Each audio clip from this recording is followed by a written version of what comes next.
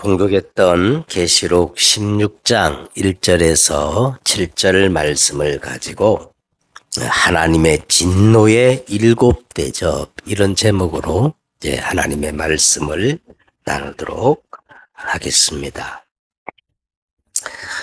계시록 이제 5장에 이제 보시면은 하나님의 오른손에 일곱 인으로 봉해진 두루마리가 있었는데 아무도 하늘에 있는 자나 땅에 있는 땅 아래 어떤 자도 일곱 인으로 봉해진 그 하나님의 말씀을 뗄 자가 없어요. 그래서 오늘 이 요한계시록을 기록한 사도 요한이 크게 소리를 내어 통곡하고 있는데 그때 유다의 사자, 유다 지파의 사자, 이새의 뿌리에서 난 일찍 죽음을 당하신 어린 양이 그 일곱이 봉해진 하나님의 말씀을 떼기에 합당한 자로 등장을 합니다.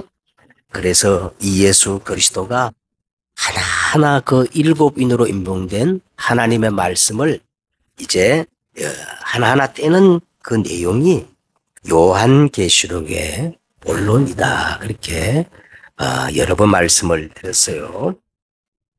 그래서 그 일곱인으로 봉해진 하나님의 말씀이 세 가지 시리즈, 세 가지 이제 시리즈로 나타나는데 첫째는 일곱인, 두 번째는 뭐예요? 일곱 나팔, 그리고 이제 마지막으로 일곱 대접으로 이렇게 설명되어지는데 자, 드디어 이제 오늘 마지막 일곱 대접이라 그랬죠?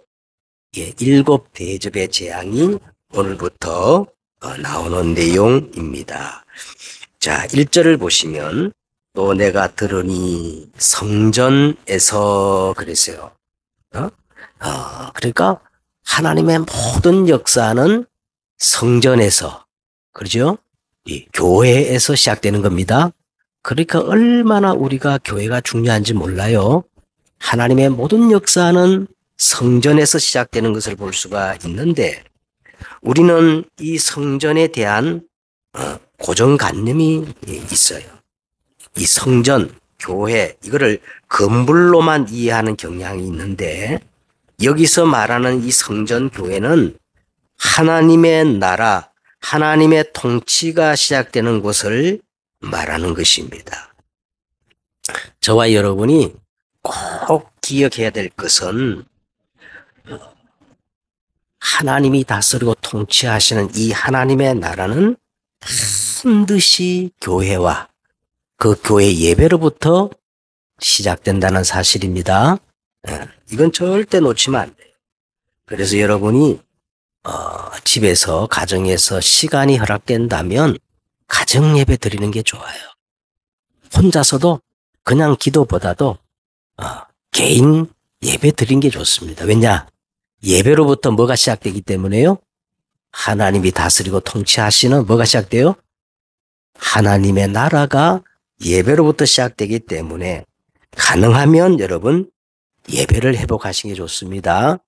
예배 드릴 때 하나님의 나라가 임하면서 눈에 보이지 않는 어둠, 흑암이 확 무너지기 때문에 그렇습니다. 자, 1절 계속 읽습니다. 또 내가 들으니 성전에서 뭐가 들렸어요? 큰 음성이 나서 그랬어요. 여러분 이 큰이라는 수식어를 주목해 보시기 바랍니다. 이거는 사운드가 아니라 큰 소리가 아니라 확정된 절대적인 통치와 그 영향력을 말하는 겁니다. 볼륨, 큰 소리가 아니라 중요한 의미를 담고 있는 메시지를 말하는 거예요. 자, 그러면 그게 어떤 소리일까요? 그 다음 이제 9절을 보시면 일곱 천사에게 말하되, 큰 음성이 일곱 천사에게 말하되 너희는 가서 하나님의 진노의 일곱 대접을 이제 어디에 쏟으라는 거예요? 땅에 쏟으라 하더라. 지금부터 본격적인 준엄한 하나님의 심판, 이 마지막 심판이 시작되는데 7절 마지막 오늘 읽었던 7절 보세요. 16장 7절. 우리가 알 듯 모를 듯한 표현이 하나 나옵니다. 또 내가 들으니 뭐가 말한다는 거예요. 제단이 말을 한대. 제단이. 예? 또 내가 들으니 제단이 말하기를 그러하다. 주 하나님 곧 전능하신 이시여 심판하시는 것이 참되시고 의로우시다 하더라. 이 제단 예배하는 제단이 의인화, 사람처럼 의인화 시켜가지고 제단이 말한다는 것이 도대체 무슨 뜻일까? 자, 이거는요. 예, 여러분 우리가 교회에 나와서 성전에서 예배하면서 이 듣는 하나님의 말씀은 다른 말씀이라는 거예요. 어떤 말씀이냐? 살아있는 하나님의 말씀이라는 겁니다. 알겠죠? 그래서 주일 강단 메시지를 여러분 생명처럼 붙잡아야 됩니다. 예? 살아있는 하나님의 말씀이기 때문에. 자, 그리고 오늘 이제 마지막 7 대접의 심판이 시작됐는데 이 심판의 성격을 우리는 정확히 또 이해할 필요가 있습니다. 자, 7 대접 심판도 먼저 나온 7인이나 7 나팔과 마찬가지로 당연히 미래에 일어날 심판을 포함하고 있지만 사실은 이 7 대접 심판도 이미 시작되었고 현재 계속 진행되고 있다는 것을 우리는 놓치면 안 되는 거예요. 자, 예를 들어서 이 우주적 지구 종말을 우리가 모른다 할지라도 누구나 다 한 번 죽는 것은 사람에게 어떻게 해요? 개인 종말이 다 있는 거예요. 그죠? 막 이 지구 마지막을 우리가 모른다 할지라도 누구나 다 마지막이 다 있습니다. 그래서 요한계시록은 미래에 대한 책이 아니고 지구 마지막 종말에 대한 그 책이 아니라 지금 오늘이라는 현실 속에서 일어나는 영적 상태와 지금 우리에게 말씀하시는 성경인 겁니다. 오늘 우리에게 주시는 하나님의 말씀이에요. 근데 대부분 사람들이 요한계시록을 착각하기를 지구 마지막에 일어날 일이라 생각하는데 그게 아니에요. 그죠? 오늘 우리에게 이 오늘이라는 건 마지막입니다. 예? 그래서 오늘 우리에게 주시는 하나님의 말씀임을 명심해야 돼요. 그래서 7 대접 심판을 해가지고 미래에 일어날 것이 아니라 오늘 나에게 주시는 말씀이다. 이걸 꼭 기억하셔야 됩니다. 자, 그러면 오늘 서론 쪽으로 보세요. 천사가 진노의 7 대접을 쏟고 있는데 어디에 쏟고 있느냐 하면 땅에 쏟고 있는 거예요. 그래서 우리가 이 땅이라는 의미를 알아야 돼요. 이 땅이란 말은 보통 우리가 눈에 보이는 지구 덩어리, 땅 덩어리로 생각하는데 여기서 땅이란 것은 그런 의미가 아닙니다. 에? 여기서 말하는 땅은 창세기 1장 2절에 나오는 땅이 혼돈하고 공허하며 뭐가 있어요? 흑암이 깊음에 있는 이걸 이제 헬라어로 카오스라 그래요. 땅이 혼돈하고 공허함이 흑암이 깊음이 있는 이 상태를 카오스 상태의 세계를 의미하는 겁니다. 그러면서 오늘 2절에 보니까 이 7 대접의 심판의 대상이 나오는데 2절을 보세요. 첫째 천사가 가서 그 대접을 땅에 쏟음에 그 다음에 뭐가 나오지요? 짐승의 표를 받은 사람들과 그 우상들에게 경배하는 자들이라 그랬어요. 이 7 대접의 심판의 대상이 누굽니까? 짐승의 표를 받고 그 짐승들에게 뭐한 사람들, 우상 숭배하는 자들에게 임하는 심판인 것입니다. 그래서 지금까지 우리가 요한계시록을 보니까 큰 붉은 용이 자기의 대행자 2 짐승을 보내잖아. 그죠? 13장에 보니까 그 두 짐승이 하나는 바다에서 올라오는 짐승 또 하나는 땅에서 올라오는 짐승을 보내가지고 짐승의 표를 받게 하고 우상 숭배하게 하는데 쉽게 말하면 이 용을 포함해가지고 여기에 속한 모든 하나님을 대적하는 세력들을 이제 17장에 가서 이렇게 표현합니다. 큰 성 바벨론 그래요. 큰 성 바벨론. 그러니까 이것들이 오늘 하나님의 심판의 대상들이 되어지는 겁니다. 자, 그래서 오늘 이제 1절에서 7절까지는 7 대접 중에 세 번째 대접까지 나오는데, 그럼 오늘 본론적으로 첫 번째 대접 재앙을 보겠습니다. 2절에 보시면 첫째 천사가 가서 그 대접을 땅에 소돔에 짐승의 표를 받은 사람들과 그 우상에게 경배하는 자들에게 자, 뭐가 났어요? 악하고 독한 종기가 나더라 그랬어요.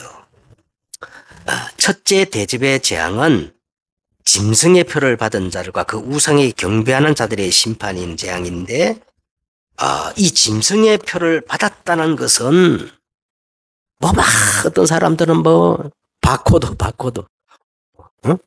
바코드라고 그리고 그거 받으면 큰일 난다 그리고 무슨 표시를 받는, 이 짐승의 표라는 것은 무슨 표시를 받는 게 아니고 이 용잖아요.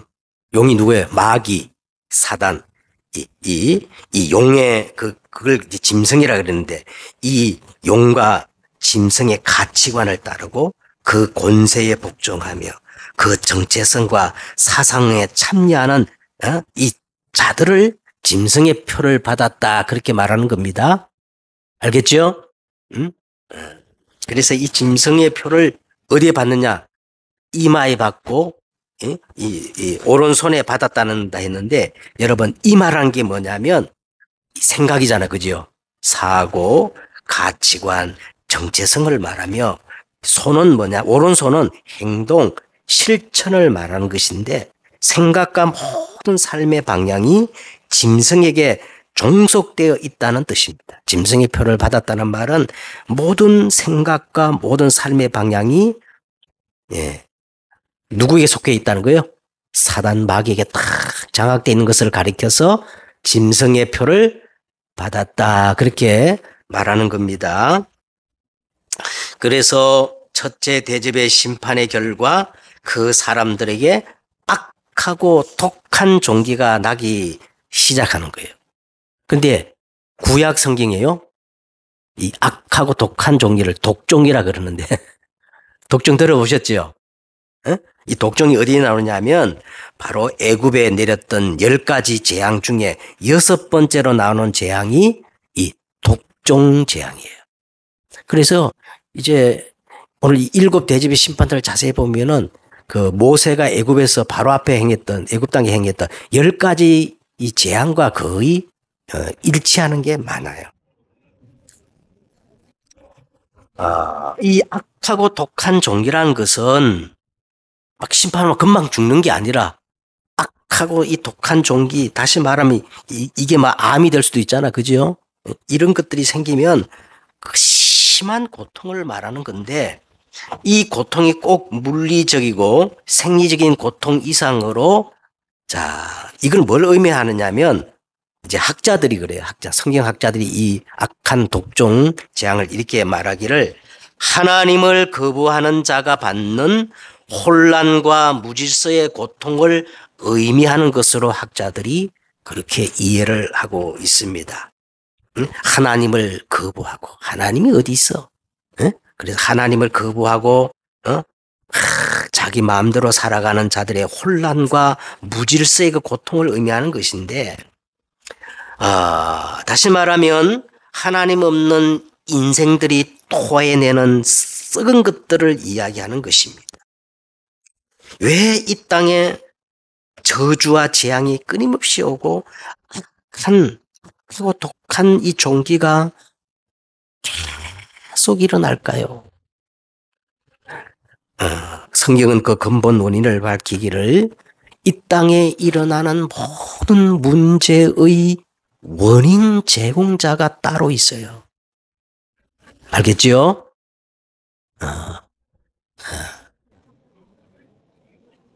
이 땅의 모든 문제의 원인 제공자, 끊임없이 이 땅에 재앙과 저주가 올 수밖에 없도록 그 배후에 역사하는 눈에 보이지 않는 인간의 천적이 있는데 그게 누굽니까? 사단 마귀입니다. 아니 솔직히 우리가 깨놓고 얘기하지. 사단 마귀 귀신의 역사가 아니면 우리가 예수 믿을 필요가 있어요, 없어요? 없어요. 이 사단 마귀 귀신이 우리 눈에 보이지 않고 이 세상 신이고 너무나 능력과 권능으로 역사하기 때문에 우리 힘으로 안 되기 때문에 그래서 예수님이 하나님의 아들이 나타나신 것은 마귀의 일을 어떻게 해요? 멸하려 하심이니라. 여자의 후손이 와서 뭐를 깨뜨린다 그랬어요? 뱀의 머리를 깨뜨릴 거라 했단 말이에요. 예. 참 안타까우면요. 지금 교회가 이 사단 마귀 귀신의 얘기를 좀 강조하면 이단이라 그래요. 아닙니다. 진짜 귀신이 있어요. 예? 아니, 내가 얼마 전에 얘기했잖아요.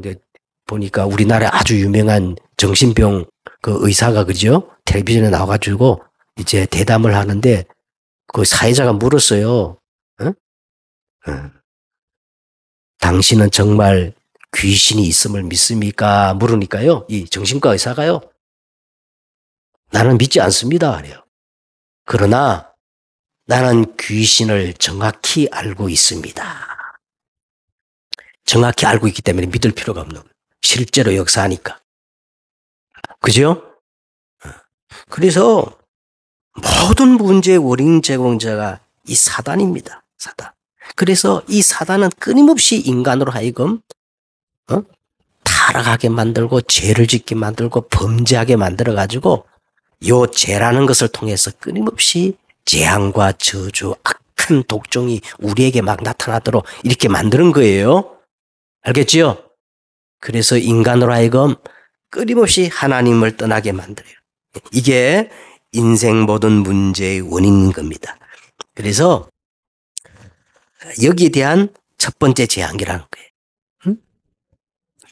그래서 이것은 사단에게 장악돼가지고 끊임없이 범죄하고 하나님 떠난 것들은 꼭 마지막 때만 일어나는 게 아니고 지금도 계속 우리 가운데 일어나고 있습니다. 예? 7대접 중에 첫째 이 심판이 계속 이 땅에 일어나고 있어요. 알겠죠? 두 번째 대접입니다. 3절에 보세요. 둘째 대접 재앙이 나오는 3절에 둘째 천사가 그 대접을 바다에 쏟음에 이제는 첫 번째는 땅에 쏟았는데 두 번째는 어디에 쏟아요? 이 둘째 천사는 두 번째는 바다에 쏟습니다. 그러니까 바다가 곧 죽은 자의 피같이 되니 바다 가운데 모든 생물이 죽더라 그랬어요. 그래서 여기에 바다에 쏟았다 그랬는데 그러면 바다에 쏟았다는 의미가 뭔가 이 성경에서 어떤 의미로 바다가 나오는지 그 용례를 우리가 이제 찾아보면 한도 끝도 많은데 계시록에 나오는 몇 개만 찾아보도록 하십시다. 계시록 이제 한 장 넘겨서 17장 1절 한번 보세요. 계시록 17장 1절에 보니까 또 7 대접을 가진 7 천사 중 하나가 와서 내게 말하되 이르되 이리로 오라. 그러면서 많은 물 위에 앉은 큰 음녀가 받을 심판을 내게 보이리라. 그래서 여기에 많은 물. 이게 바다잖아, 그지요? 예. 그러니까 이 바다가 나오는데 그 바다 위에 누가 앉아 있어요? 응? 큰 음녀가 앉아 있다. 이제 다음 주 우리가 말씀 나눌 건데요. 이 큰 음녀는 영적 음녀를 얘기하는 거예요. 그러니까 우상을 숭배하고 짐승의 표를 받게 만드는 이 큰 음녀, 그 사단 휘하에 있는 존재를 의미합니다. 자, 그러면 큰 물에 대한 설명이 이제 15절 가서 보십시다. 17장 15절. 또 천사가 내게 말하되 내가 본 바 음녀가 앉아 있는 물은 이제 큰 음녀가 많은 물, 바다 물 위에 앉아 있는데 이 물은 뭐를 의미하는가 설명이 나오지요. 자, 보세요. 물은 백성과 무리와 열국과 방언들이니라. 그러니까 이 말은 바다는 아담 이후에 모든 사람들이 원죄를 가지고 태어나자. 그지요? 타락된 모습으로 태어났는데 아담 이후에 하나님을 떠난 모든 인류를 지칭하는 관용적 표현이라 할 수 있습니다. 응? 그래서 이 바다라는 것이요, 파도가 치면서 육지를 막 삼키려 하는 그런 형상, 파도가 밀려오는 그 형상이 마치 제약된 세력들이 성도를 삼키려고 하는 그 모습으로 비유되는, 어떤 때는 이 바다에 일어나는 큰 태풍이 모든 것을 삼키는 그런 재앙으로 나타나는 그 의미로 오늘 이렇게 등장을 하는 거예요. 바다. 그래서 한 구절 더 보시면, 계시록 우리가 읽었던 13장 1절. 자, 계시록 13장 1절에 보니까 내가 보니 어디에서? 13장 1절. 내가 보니 어디에서요? 바다에서 한 짐승이 나오는데 뿔이 10이요 머리가 7이라. 그 뿔에는 10 왕관이 있고 그 머리들에는 신성모독하는 이름들이 있더라. 그래서 오늘 이 바다라는 현장을 종합해 보면요, 어둠의 권세에 잡은 자가 일어나고 활동하는 곳이고 하나님을 떠난 모든 인생들을 의미하는 거예요. 그래서 오늘 3절에 바다 가운데 모든 생물이 죽더라 그랬어요. 바다의 모든 생물이 죽습니다.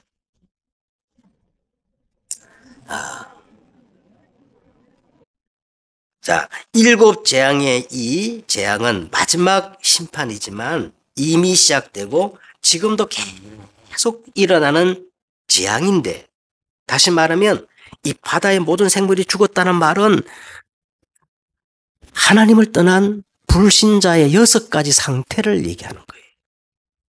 하나님을 떠난 불신자 6가지 상태는 물론 마지막에도 심판이 오지만 지금도 계속 그 심판이 우리 오늘 또 나타나고 있는 겁니다.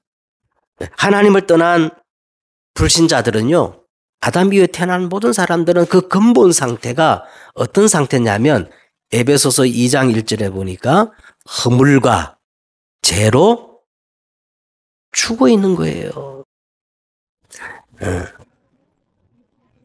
죽어 있는 사람은 뭘 할 수 있어요, 없어요? 없어요. 이게 하나님을 떠난 우리 인생의 불신자들의 정확한 실제 상태를 성경 그렇게 말합니다. 하나님을 떠나고 하나님 믿지 않는 사람 그 근본 상태가 어떤 상태라는 거예요? 허물과 죄로 죽어 있는 상태라는 거예요. 송장이라는 거예요. 그런데 인간들은 뭐라 그래요? 할 수 있다. 하면 된다. 해보자. 뭔 종교를 가지고 막 오만 것 다 하잖아. 그죠? 인간에게는 구원의 길이 없습니다. 안 되기 때문에 하나님이 예수 그리스도를 보내주신 거예요. 그리고 하나님 떠난 모든 인생의 영적 상태는요, 에베소서 2장 2절에 보니까 이 세상 풍조를 따르고 공중 권세를 따르고 우상을 숭배하며 일평생 누구의 종로로 돼요? 마귀의 종로로 돼요. 불신자들이 들으면 기분 나쁘겠지만 성경 확실하게 얘기합니다. 하나님 믿지 않는 모든 사람들의 영적 상태는 운명에 매여가지고 누구의 종로로 돼요? 마귀의 심부름하며 일평생 마귀의 종로로 하고 있다는 거예요. 에?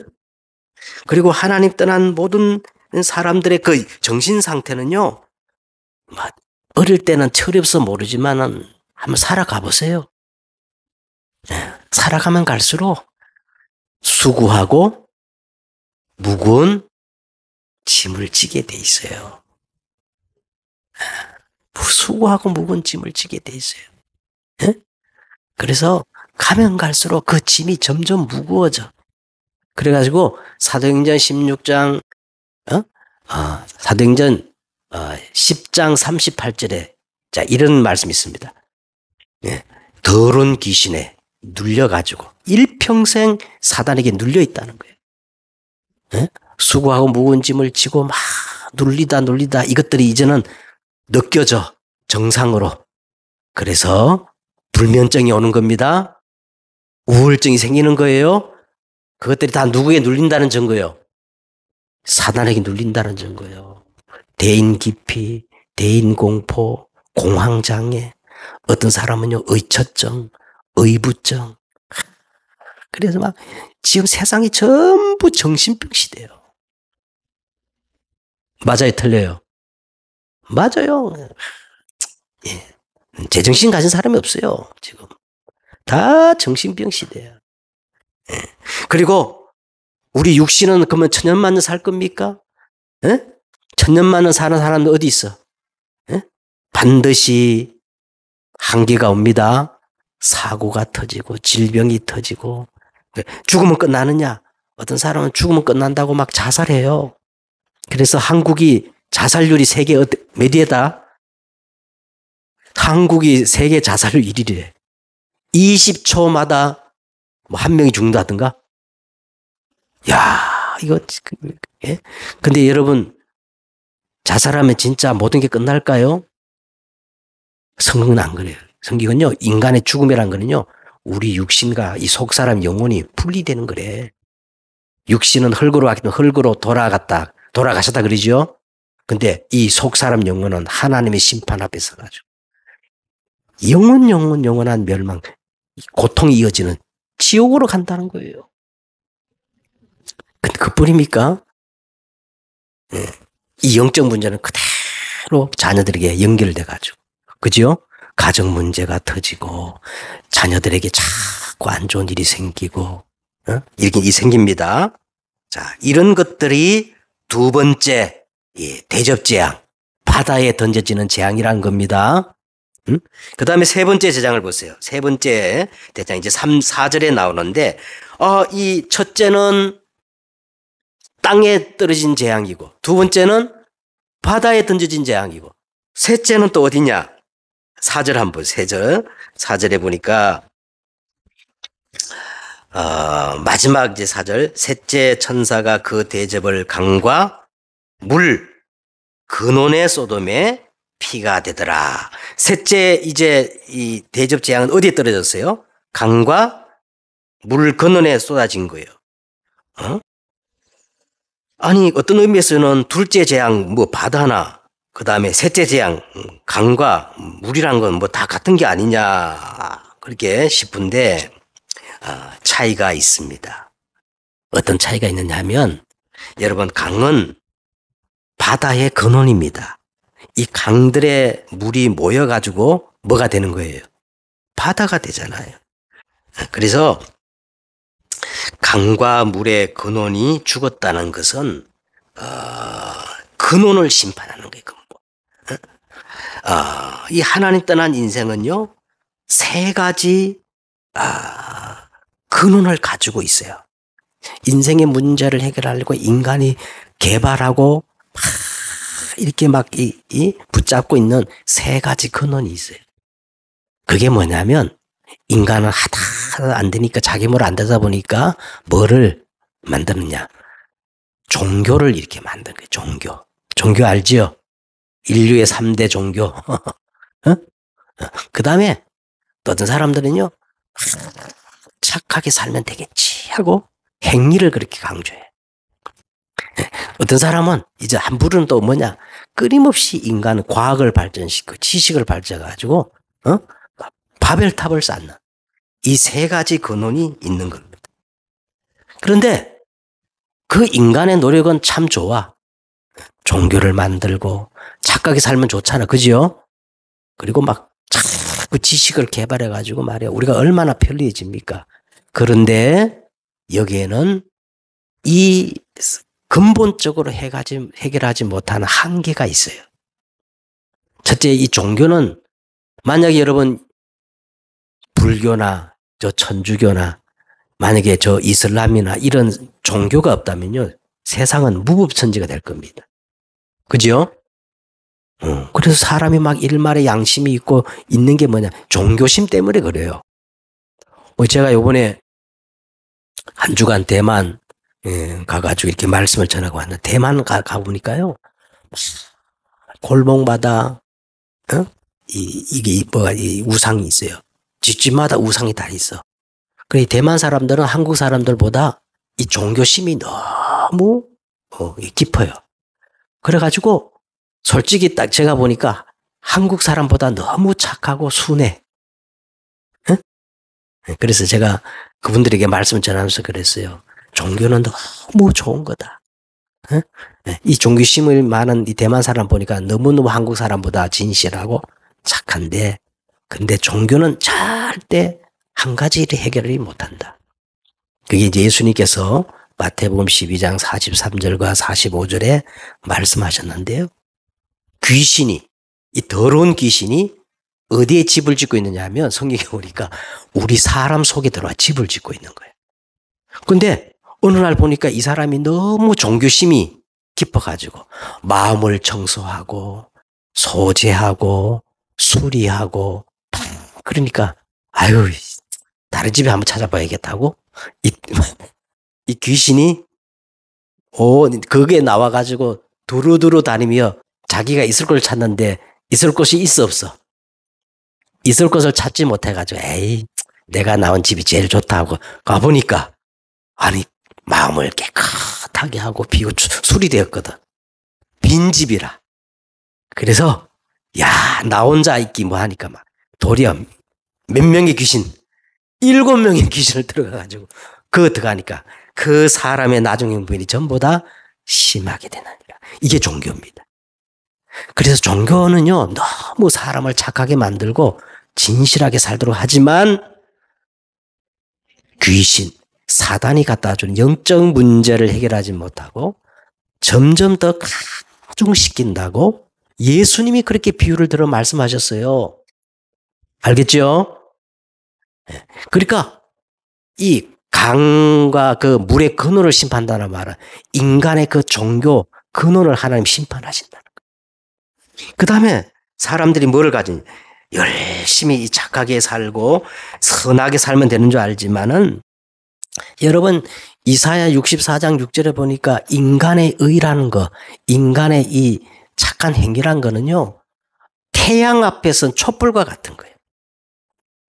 절대적인 하나님 앞에 서면 다 50보 100보요. 살인자나 저는 똑같아요. 안 그래요? 사람의 의라는 건요, 하나님 앞에 더러운 누더기와 같대. 자기 치장에 불과하다는 거예요. 그래서 우리가 착하게 살고 그러면 윤리 도덕적으로 좀 나아질 줄 모르지만 원죄 문제를 해결이 안 돼. 뭔지 알지요? 절대 해결이 안 돼요. 또 사람들은 막 과학을 발전시키고 막 좋은 대학 나오고 막 자기가 많이 배우면 막 하나님처럼 높아진 줄 알고 막 그러는데 골로새서 2장 8절에 보니까 이거는 속이는 것이다. 사람의 전통과 세상 초등학문에 불과한 그걸 가지고, 아니 지가 알고 있으면 얼마나 알고 있겠어. 막 모르는 게 더 많을 텐데 막 하나님처럼 교만해가지고 다 아는 것처럼. 맞아요, 틀려요? 그래요. 저는 가방끈이 짧아가지고 막 많이 배운 사람 부러워했는데 이제 나이가 들고 보니까요, 무서워 박사고 나발이고 생각하는 거 보니까 너무 유치하고 초등학문들이라. 자, 오늘 그것들을 얘기합니다. 자, 그러면 세상의 이 근원, 절대 해결할 수 없는 이 세상의 근원을 해결할 수 있는 유일한 답이 계셔요. 답. 그게 오직 한 길밖에 없습니다. 한 길밖에. 그게 누굴까요? 예수 그리스도입니다. 예수 그리스도. 다른 이로서는 구원을 얻을 수 없나니 천하 인간에게 구원 얻을 만한 다른 이름을 주신 적이 없다. 다른 복음은 없나니 하늘에서 내려온 천사를 할지라도 다른 복음 전하면 저주를 받을지어다. 여러분 계시록 7장 10절에 뭐라고 합니까? 큰 소리로 외쳐라. 큰 소리로 외쳐 이르되 구원하심이 보좌에 앉으신 우리 하나님과 누구께만 있도다? 어린 양에게 있도다. 할렐루야. 예수 그리스도는 마귀의 일을 멸하신 만왕의 왕이심으로 저와 여러분은 운명에서 완전히 해방됐어요. 예수 그리스도는 죄와 사망의 법에서 우리를 해방시키신 대제사장이심으로 저와 여러분은 이제 재앙과 저주와 상관이 없어진 겁니다. 예수 그리스도는 하나님 만날 수 있는 새롭고 살 길을 여신 참 선지자이심으로 여러분 더 이상 방황 끝내세요. 예수님만 최고의 진리요, 모든 것들이 다 있습니다. 그래서 이 예수 이름 붙잡고 예배 성공하고 기도하면 보호자로부터 하늘 군대가 동원되어져요. 알겠죠? 자, 그러면 이제 말씀을 정리하겠습니다. 자, 결론적으로 그러면 우리가 오늘이 지나가면 내 이상 다시 돌아올 마지막 날이고, 그리고 반드시 성경은 이 세상 종말을 얘기하고 있습니다.